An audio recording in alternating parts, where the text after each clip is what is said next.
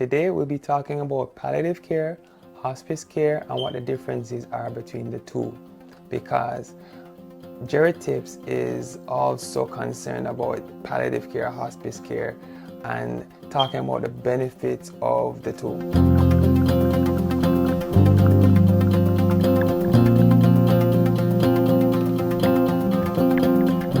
So, our Jerry stat for today is that worldwide, unfortunately, only 14% of persons who need palliative care currently receive it, and these are words from the World Health Organization.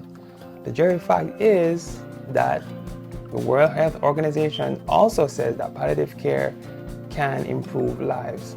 So, palliative care and hospice.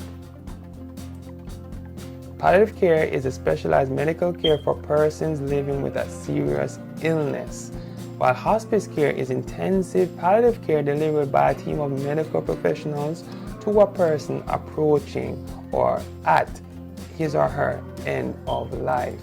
So, palliative care is good to consider if you recently received a serious diagnosis, where if there's some type of organ failure like heart failure, kidney failure, etc., or if you've just had a big stroke and you have deficits.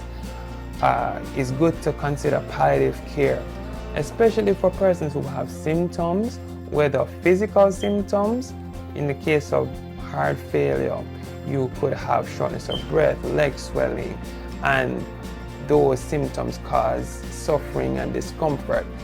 Or if you have a cancer diagnosis and you're in pain due to the cancer, it's good to speak to your physician about getting some type of palliative care, where the care won't cure the illness but will help you to feel better.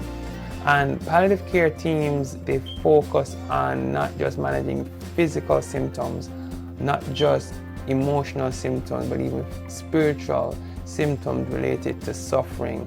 So it's good to consider palliative care if you're an individual, or if you are a government and you're trying to enhance the healthcare in your country or in your part of the world. It's good to consider establishing palliative care and hospice care for persons who are at the end of their lives. So the Jerry tip for today is: consider palliative care in persons who have a new diagnosis of a serious medical condition, and consider hospice for persons with physical, emotional, or spiritual suffering who are approaching the end of their lives. So, thank you for your time, friends, and these are some resources that you could access to get more information with regards to palliative care and hospice, the World Health Organization, and the National Institutes of Health and the National Institute of Aging as well.